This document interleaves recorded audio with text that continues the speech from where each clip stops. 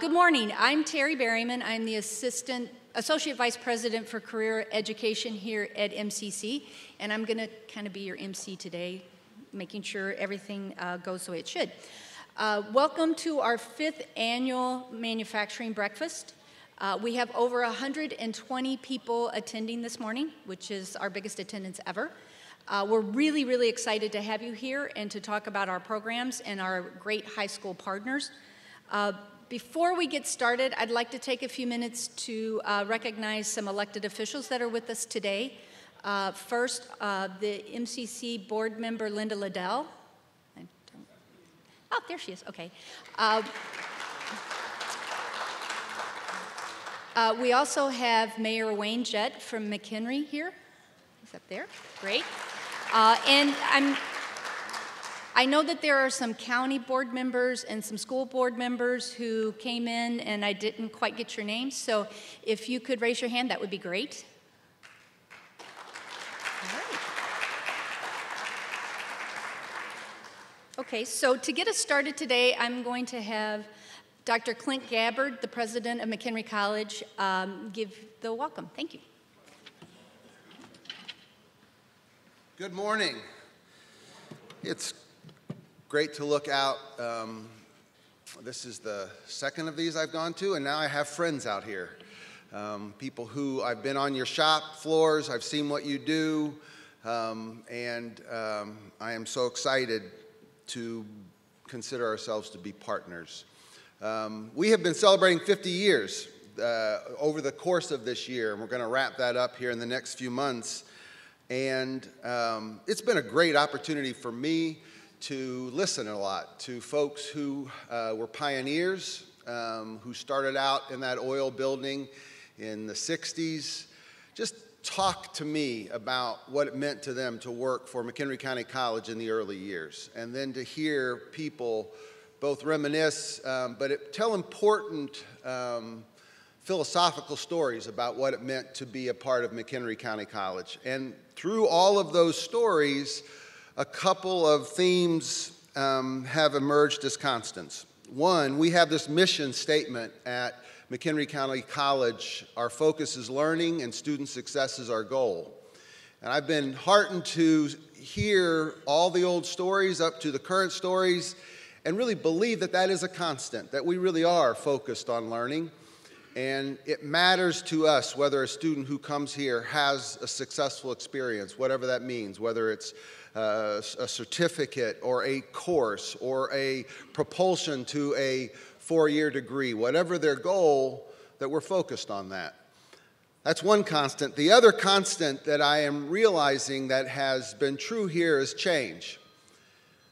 We can count on the fact that a community college, in order to be effective, has to keep changing.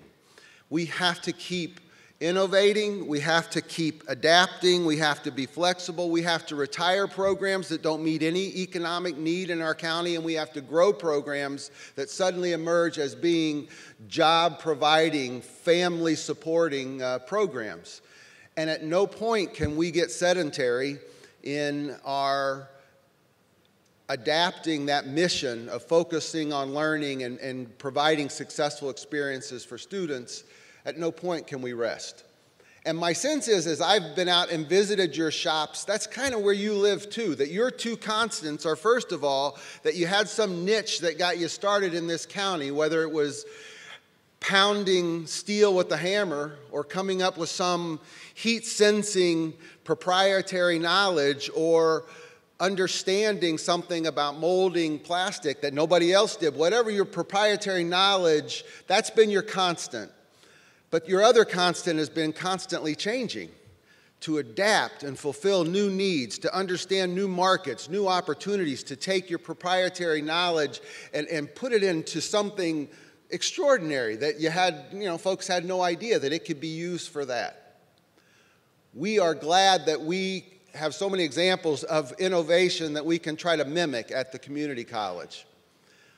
My sense is that we're headed to a place next where we are going to be challenged like never before to be flexible.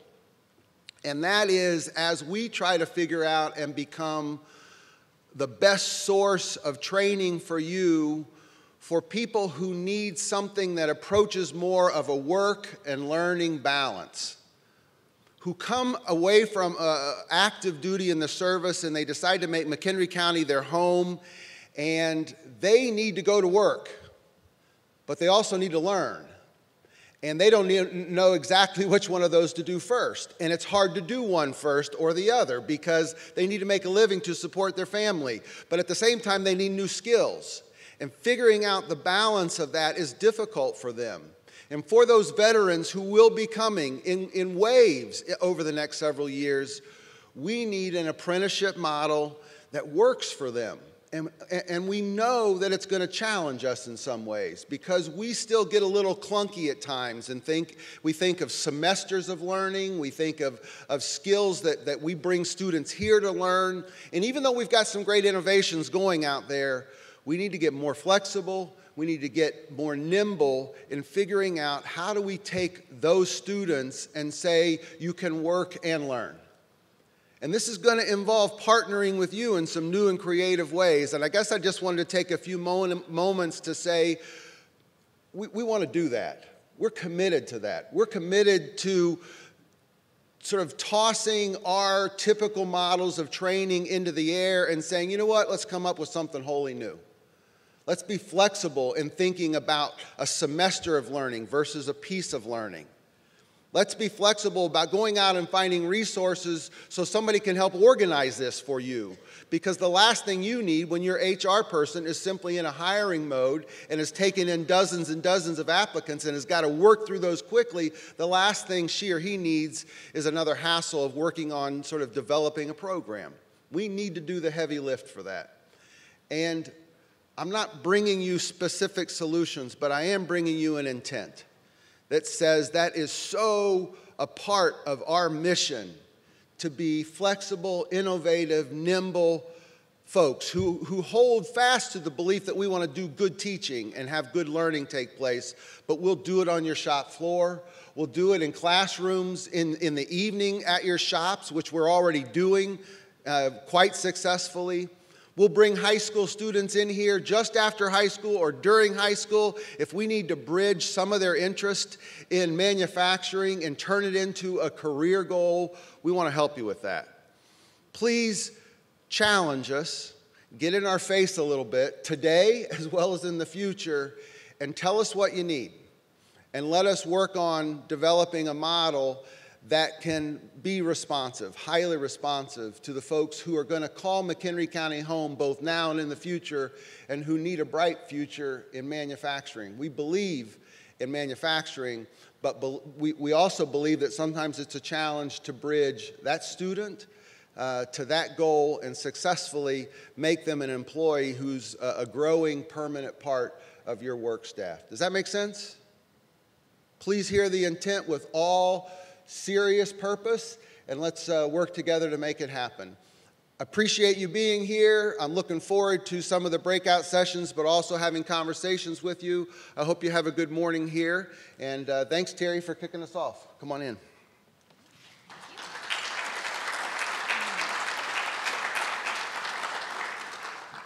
Thank you, Dr. Gabbard. So we're part of, MCC is part of an ecosystem that does skills-based education for the county. Today we've chosen to highlight our high school partners so that you can see the type of work they're doing with students in the high school. In the past few years there has been a rebirth of industrial programs in our high schools, and we're very excited to be partnering with them and to be working with them to prepare students to go into the world of work. So today we're going to hear from 4 of our high schools: McHenry High School, Cary Grove, Prairie Ridge, and Woodstock High School, and they're all going to focus on a different aspect of their program so you get a sense for what the programs are like. Our first speaker today is going to be Gaylord Rodman, who is with McHenry High School, and he's going to be talking a little bit about blended learning and how they use blended learning in the classroom to teach industrial skills. So Gaylord.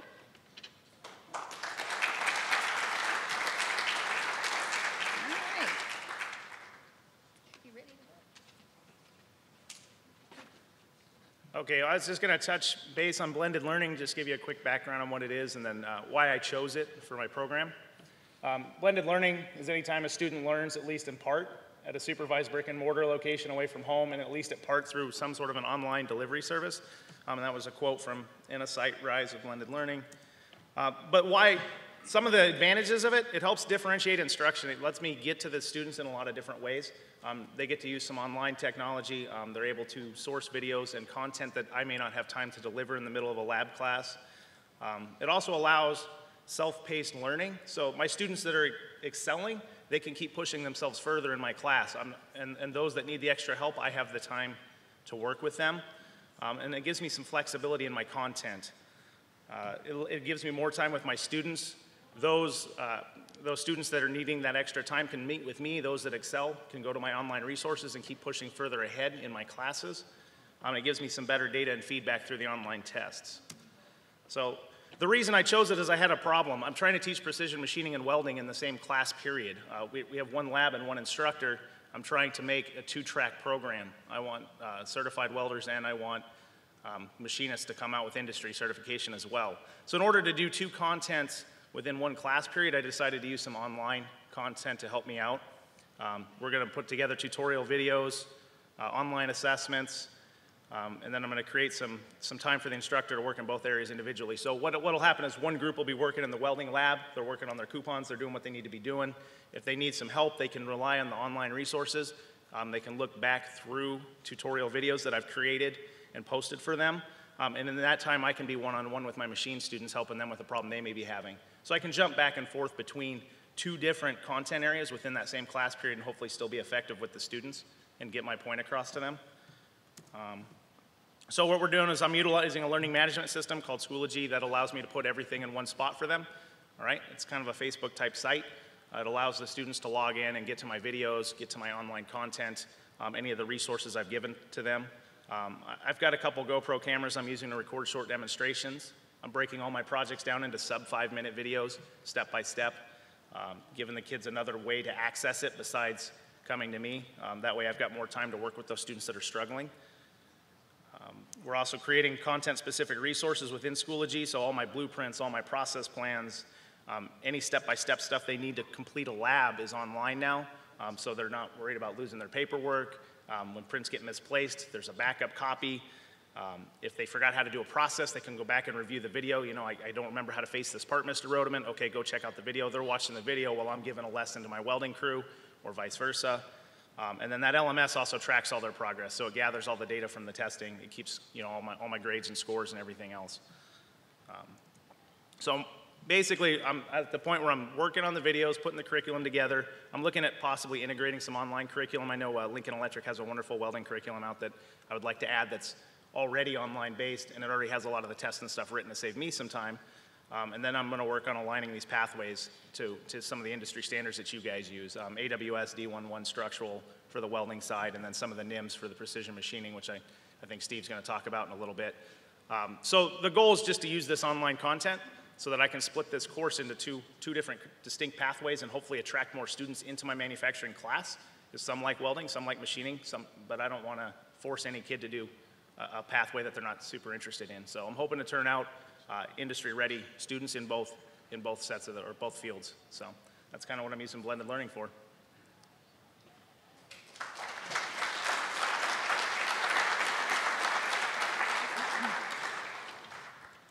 Thank you, Gaylord. So our next speaker is Mike Manning from Cary Grove. Sorry, I had a little,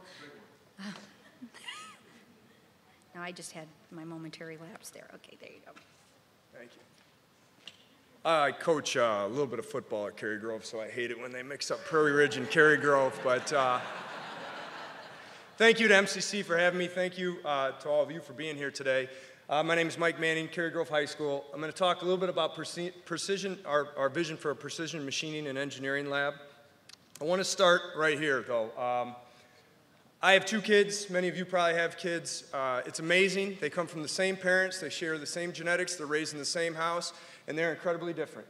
And in education, we see a lot of that as well. So I'm hoping for success for both of these kids, but I have a hunch that that path to success is going to look very different for each of them. So today, the underlying theme is there are multiple paths to success, and that's what we're trying to address with our program. I want to talk briefly to you about our current program, so just get an idea of what we're doing. Some of the challenges and hurdles we face as high schools. I'm sure all the high schools face these challenges. And kind of our vision moving forward, what we're looking to accomplish here in the near future, hopefully. We have an automotive program. A couple years back, Dan Jagursky came over from Crystal Lake South, just a scheduling change, and it worked out in our favor quite a bit. He's built a strong following. These kids are excited about automotive industrial tech. These were the first groups of kids that we placed in manufacturing jobs when people came looking. These were our most advanced kids.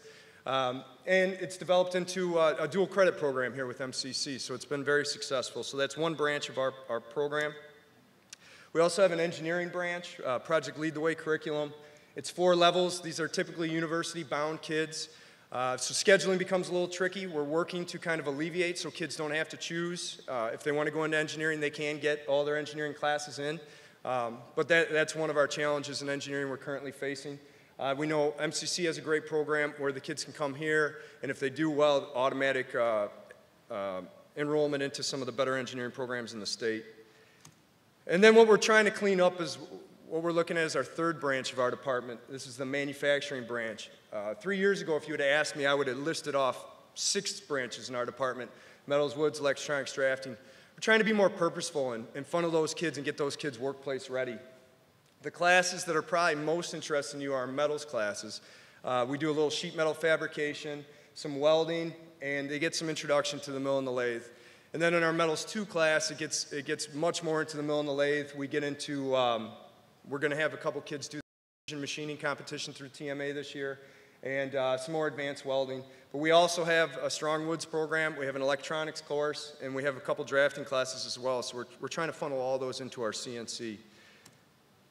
Currently in our program, these are our success stories, our most recent success stories. The first 2 students there, Duke and Nestor, they really didn't have much work experience till after high school. Duke started an internship. He's on my far right there, your far left. He started with Medtronic right at the tail end of his senior year, thinking he was going to the military. Loved what he was doing. He's still at Medtronic today, off to a great start to his career. Nestor just recently graduated, signed on a 3-year program with Armin. The 2 in the middle had much more extensive workplace experience during high school. Talon was with Sage, and they learned a valuable lesson about how serious manufacturing is about safety. But he did bounce back, and he got a job with Aptar, and he's doing a great job as a machinist over there. I went to high school with Talon's mom, so I get email updates on Talon quite frequently, and they're thrilled with everything he's up to. And then Joey got about 2 years of experience with Fabrique, and Fabrique's been a great partner for us. And he left, eventually moved on to a couple other jobs, and he's at Termex in Crystal Lake. This last gentleman here, Tyler, was also at Fabrique for a full year, and still on and off. His parents were teachers, and so they were very concerned about manufacturing.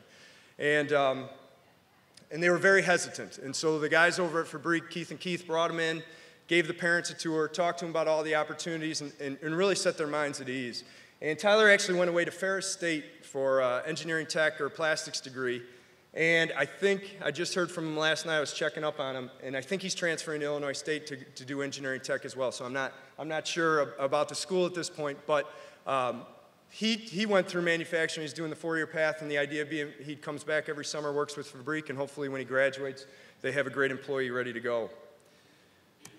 So some of the challenges and hurdles we face, and I'm sure all high schools face: recruitment. Students, I think we're winning over the students. Every time you guys hire one of our kids, you're not just impacting that kid, you're impacting the other 20 kids in their metals class or their autos class. They're seeing what that kid's doing. They're seeing the money that kid's making. They're seeing the skills that kid's developing, the confidence, the plan for the future, which many kids won't tell you they're very hesitant on, but they're very hesitant on or worried about. Educators, we've got our high school and our district are behind it. They're moving forward on some things. The big hurdle is the parents. We're still working on the parents. They're still, very, very nervous about not pushing that four-year university for every kid, but every kid should have their own path, and so I think we need to continue to recruit the parents, and I think what Fabrique does, bringing people in, and I'm sure they're not the only ones that bring the parents in for tours, that's a great, great step in that direction. The schools need to continue to work on that. A second hurdle is investment. Equipment is very expensive, as you know. We use grants, and we've gotten some donations, and that's been very helpful. One of the other hurdles that maybe aren't as obvious to the manufacturers is the building renovations. These old shops have been converted into classrooms, maybe don't have the power necessary for additional machines, maybe don't have a doorway big enough to get the machines in and out of the room. So those are things we're looking for help on and looking for ways to work through.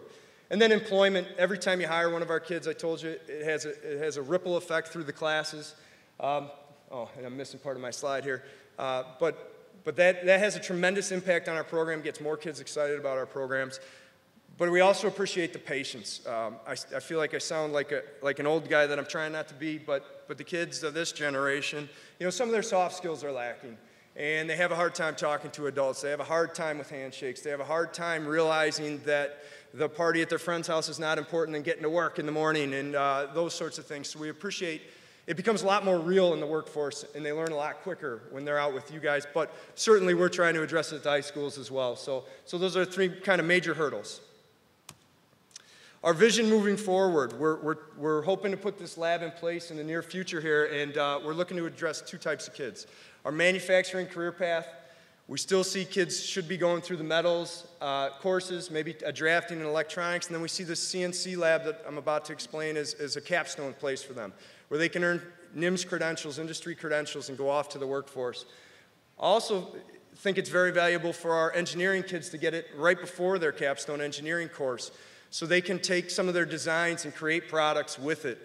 Maybe this is their only experience on a machine in high school.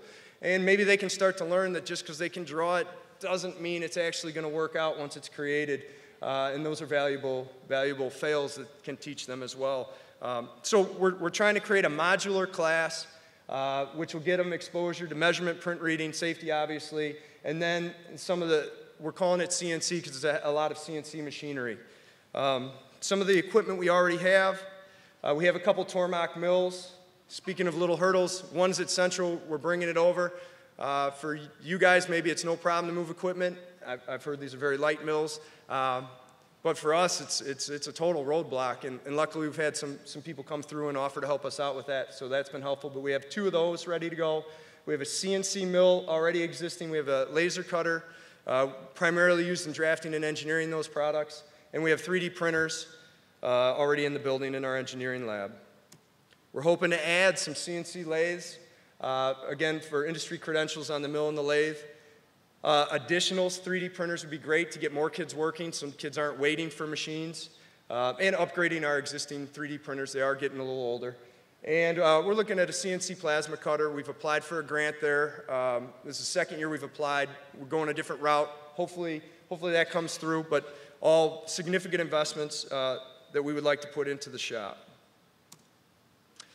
So we're trying to address, we're trying to create multiple pathways for success for our students. We're trying to help close that skills gap by getting more kids aware of their opportunities and out in the workforce, whether it's my kids, Nestor, Joey in manufacturing, or our engineering kids.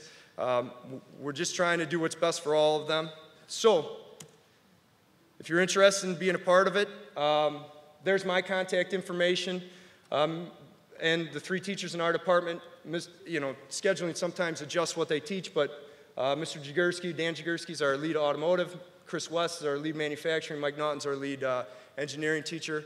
And a total rookie mistake, I didn't bring any business cards today, so I promise if you introduce yourself to me and leave one with me, I'll get you an email back with all my contact information. But thank you so much for your time.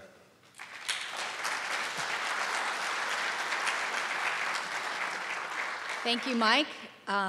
Before we move on to the next one, I would be remiss if I didn't thank our culinary program. Our students this morning catered this breakfast, so I just wanted to give them a big shout out. Also, the beautiful flowers you saw on the table were all done by our floral arranging class, so I just want to acknowledge both of those. So, thank you. So our next speaker is going to be Kevin Kepkin from Prairie Ridge High School, and he's going to talk a little bit about their career internship program.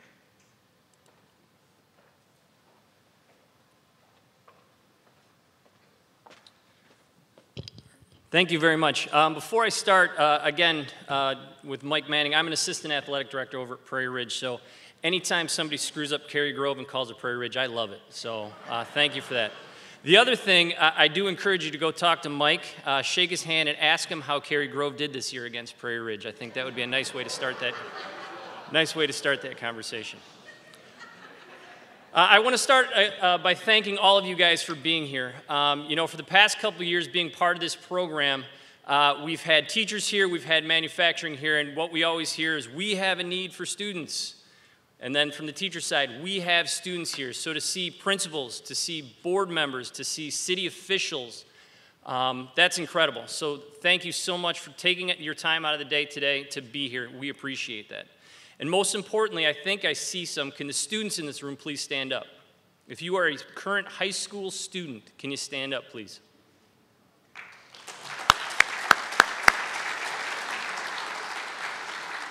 Thank you guys for taking time to investigate this, look into this, and again, for manufacturing to get better in this county, it's dependent on you guys, so thank you very much.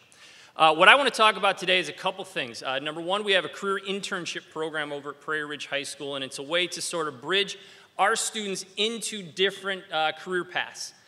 Before I do that, I want to give you a little bit of a background about what we do as a division where we're at, and I would say this is similar within any county, any of the industrial tech and industry and careers divisions throughout. This is our goal. What we want to do is make sure that the students that come through our classes are prepared for the workplace. We give them as many experiences as possible. We train them with the soft skills. We give them as much support as we can, and we give them every option and opportunity that's going to make them successful later on. Up top is just some ideas of where we take them. If you notice, not a single one of those pictures is in a classroom. It's important for our students to get out into the world of work and see what the world of work is like so they can make good decisions when they're ready to start in on their own career fields. With that, though, along those lines, and this I have to give credit to Keith Wagner. He came out to us from Fabrique and showed this. And then again, this is why I'm happy that we have school board members here, principals, and county officials. I want to spend just a couple minutes talking about this and what this means. Keith Wagner came out and presented this to some of our students, and it's the idea of career paths. Once you get out of high school, what can happen with you? And what you see there, that white line, that white slope line is your traditional four-year college path.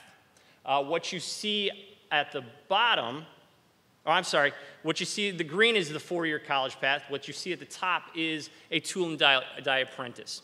And basically what this goes through is a student that is 18, gets done, let's say, for example, and can follow this. Traditional students, what we've been preaching to our kids is 4 years, go to a four-year school and get ready. Well, what happens in those 4 years, and most of the time it's 5 years, what they do is after 5 years of college, they come out with about $200,000 worth of debt, maybe a little bit more than that. They might have a degree, they haven't had any work experience yet within that field, and they're making a gamble and trying to see what can happen. There's other options, and I know there's manufacturers in this room that follow this option of, hey, why don't you go to MCC, come work for us. You can get that feel of if you like this career, you're going to be making money for us. We'll pay for some of your college at MCC, so all of a sudden you're getting a feel for if this is the profession you want to be in or not, and you're going to make some money off of it. After a couple of years of doing that, let's say you get your associates. At that point, you can say, man, I love this. This is great. I want to keep doing this. Fantastic. Let's keep you on that path. Or they might say, you know what? This wasn't for me. Fantastic. You realize this isn't the path for you. You have your associate's degree. Let's get you into somewhere else that you can go. What we need to do as a group is look at more than just that green line, that 4-year slope into $200,000 worth of debt. There are students, like Mr. Manning was saying, that can follow any one of those paths between that bottom green line and that white green line. And what we need to make sure is we can tell kids it's okay not to have to go to a 4-year school and be successful. You're going to follow your own path. You're going to know what you want to do. And that's the most important thing. So the more we can train our kids, the more we can talk to kids, the more we can talk to parents about all the variety of paths that you can take to be successful, I think the better off we're going to be. Now, I want to make sure people are hearing me correctly. The goal is you have to have some post-secondary education. You have to. In this day and age, it's important. But there's different ways to get that post-secondary education. The second part, and what we try to help out with over at Prairie Ridge and some of the other schools in District 155, is we offer a career internship course. Basically what that career internship course is a semester-long course where what we do for the first 9 weeks is we give students the softer skills in class of what it's going to be like when you go out to the world of work. We teach them about job responsibilities, workplace safety, what happens if there's an incident, how do you talk to your manager, your boss, all the different soft skills, and maybe if there's specific training that's needed within their internship placement, we work through that as well. Then what happens is we give them a 7-week on-site work experience where our students actually end their day. We have a 9-period day. They leave after 8th hour, and they go out to work in any different type of career field.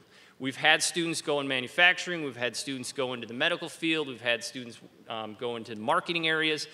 But it gives them an opportunity to get a feel for what that career would be like. What we find the benefits for our students is just what I said before. We have some students that go in and say, oh my God, this is incredible. I love this. This is exactly what I want to do. And we have some that say, thank you so much for letting me do this because I realized this is not the career path. You just saved me and my family $120,000 from me going off to a 4-year school and getting this. So now I know I can do something different. As for employees, you get a perspective of a younger generation coming in and what that workforce is going to look like.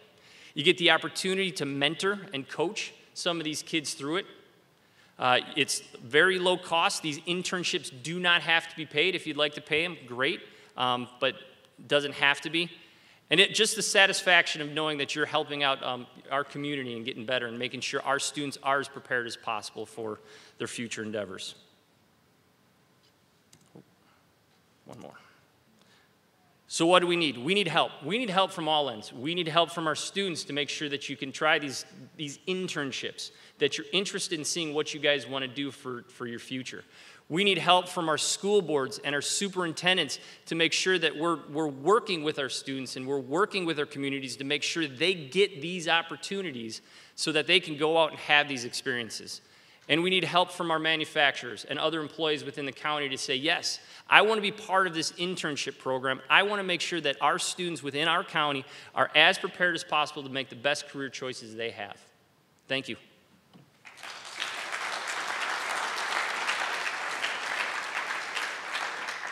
Thank you, Kevin. Our next speaker and our final high school speaker is Steve Thompson from Woodstock. And a bunch of other people from Woodstock. I'm trying to find that.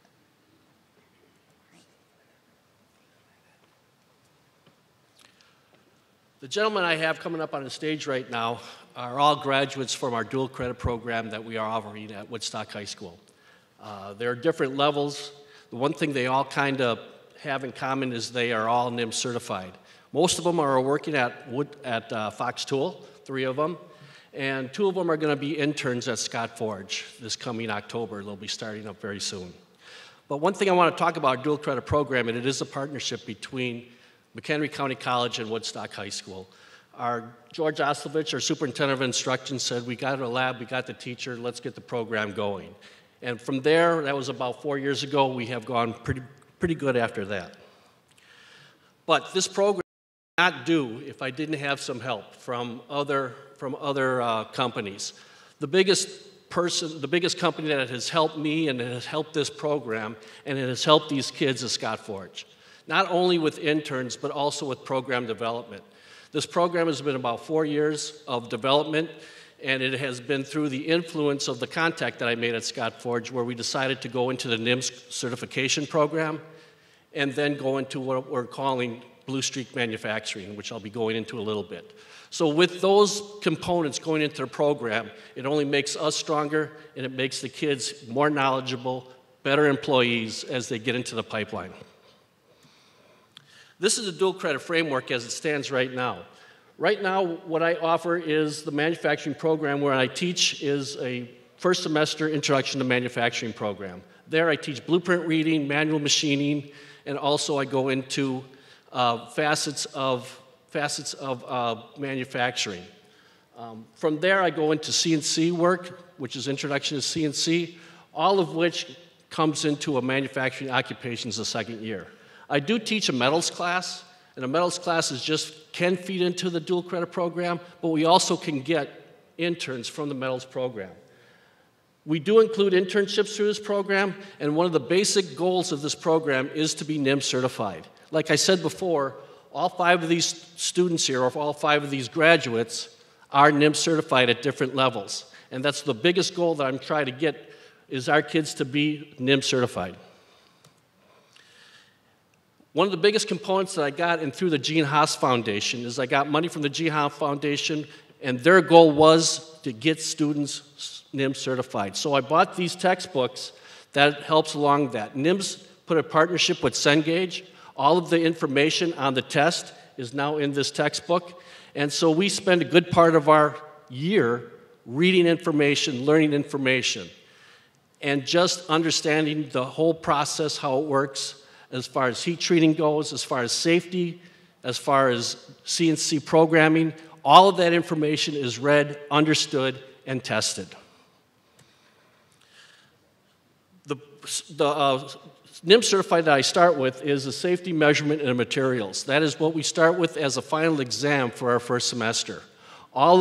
Except for Blake. Blake actually came in as he was an earlier graduate from the program, but the 4, Bobby, Christian, Matt, and Victor, they all have that safety certification program, that safety certification right now. They all passed that test last year.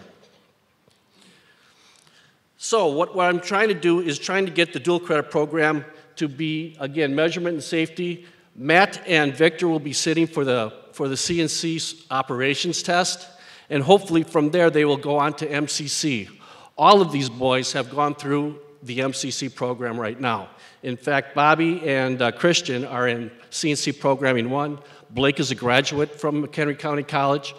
Matt, as Dr. Gabbard said earlier, Matt, as a high school student, took CNC Programming 1 this past summer.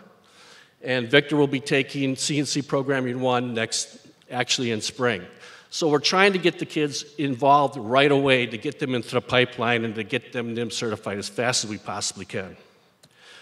Another component of our manufacturing program at Woodstock High School is called Blue Streak Manufacturing. And this is when Scott Forge came to me and said, hey, I think what we can do is you can manufacture a part for us, and we will buy that part from you. Not only that, but they will also donate the steel for us to cut. And that started about April of last year. And through that program, we were able to write a grant through the technology manufacturing, the TMA, and we were actually to get a CNC lathe. And it was through the influence of Scott Forge and that program that the TMA actually donated our CNC lathe. And that was, again, we couldn't do this if I didn't have that kind of help. So what we do is we make these what's called punch pins for Scott Forge. We are in the process of making them now. We started really late last year, so we start up every day. The machines are running pretty much every day, and then we'll be selling them back to Scott Forge, which is a really big part of our program. It does bring money into our program. It's not a criticism of District 200, but we just don't have the money to run a program such as this. So because we have that important partnership with Scott Forge, we're able to get more money, and that helps up our students even more. So the Blue Streak Manufacturing Program sets up where we get the students involved, they manufacture a part. We actually went to Scott Forge last year, and we went through what's called their paperwork.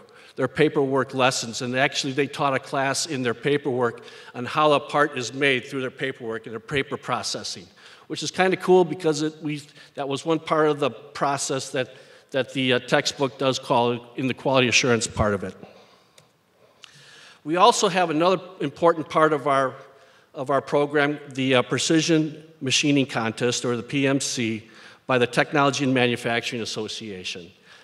We start right away. On the first day, we pick out a project. The TMA projects are actually sent to me, and we actually have the students choose them. We buy the metal, and by the second week, we're actually turning out and making parts for the program. So we go there, we go at the end of the year, and we see how we did. And we hand in the projects in April, and then we see in May who, just exactly how we did. Last year, we actually had 2 students got perfect scores on their CNC lathe, Matt Kozel and Christian Carbajal. And so,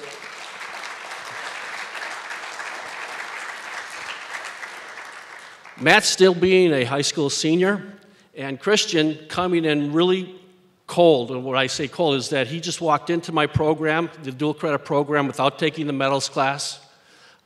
Went through the program, struggled with his manual machining project, but he did real well with his CNC project.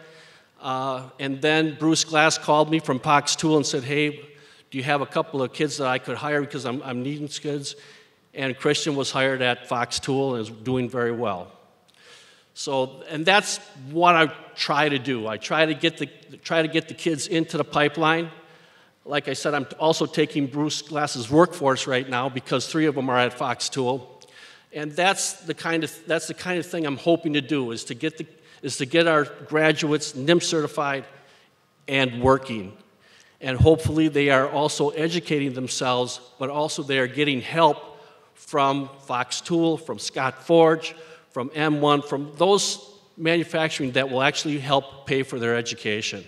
And to me, that's a win-win situation for schools, and that's a win-win situation for our students and students at McHenry County College. So the benefits of this program is that we try to get qualified apprentices and qualified interns for the program, and we try to fill that pipeline right away. We also try to get the learning of the process and the concepts of manufacturing, and that's what the textbook that is bought by the Gene Haas Foundation, that's what that provides. It also provides 6 free credits to MCC for the manufacturing program. A 4-year college is an option, but it's not necessary. But also, I'm hoping that the program at Woodstock High School will lead to a good paying job and a career path. The first question that I ask the students is, what are you going to do when you graduate from high school? George Oslovich will stand at the end of the stage, and his goal is, for me, is to make sure that every kid has a path when they cross that stage at commencement. And so what I try to do as hard as I can is to provide these kids with a path. Now, I have Blake Cahoon here.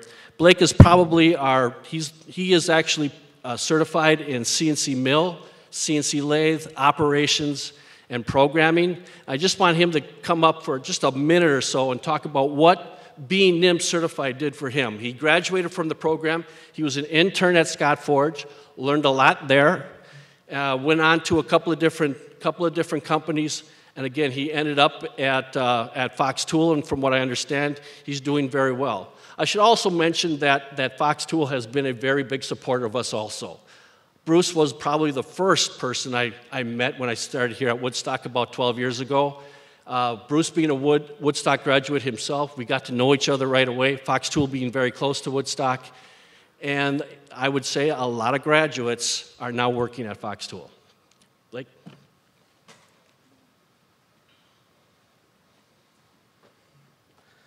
So I took the dual credit courses at Woodstock High School and continued on to MCC, all while working.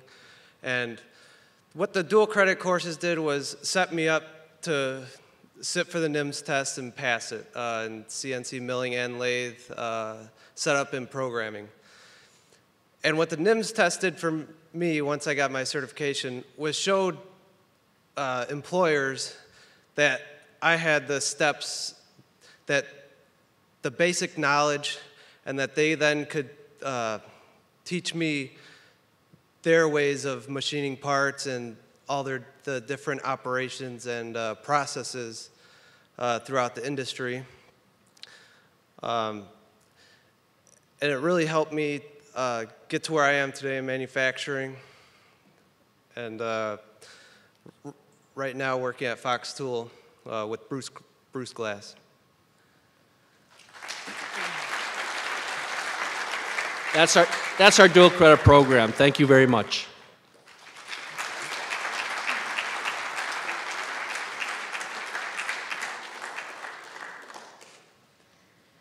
Thank you, Steve. Thank you, students. It's always fun to see students, isn't it? See what they are actually doing. I would like to thank all of our high school partners for highlighting their programs for us. I'd like to thank all of you for being here today, once again. And before I move to the closing comments, which will be done by our Vice President, I do want to talk a little bit about what happens after this. We do have what we call breakout sessions, and there are 3 of them. The first one will be talking about our manufacturing, all of our manufacturing programs, and that's going to be in B166, 167, which is, if you go out this door and take a right, it's directly ahead. And that's going to be facilitated by Heather Zaccanini and Bob Mihalik, who are our faculty in that area. So if you guys could raise your hands so they can see who you are. Okay. So they'll be doing that program. The second one is an overview of apprenticeships and work-based learning. And that's going to be in B168, 169. If you go out this door and directly ahead, it'll be on the left. Some of you may have gone in there during breakfast. It's right off the Commons. And that's going to be facilitated by me and Steve Brom from Scott Forge, who's right there in the back row of the first section here. The last session is going to be a brainstorming session on how we can collaborate to promote manufacturing careers in McHenry County. And that's going to be in our Scott's room, which is through the cafeteria, past the culinary lab. There's a room there called the Scott's room. It's kind of like a dining room. And that's going to be facilitated by Dr. Diana Sharp, who is our Dean for Career and Technical Education, and Tony Capalbo, who is our Interim Dean for Academic Services. And they're right there. They'll raise their hand for you. So look for those people in the room. As soon as we're done here, we'll be breaking into those sessions. There is some food left in little takeaway bags, so you have little takeaway boxes, so you can take that with you. And there is still information on the information table. So with that being said, I do want to welcome Dr. Chris Gray, who is the Vice President for Academic and Student Affairs, and he's going to give us a few closing comments.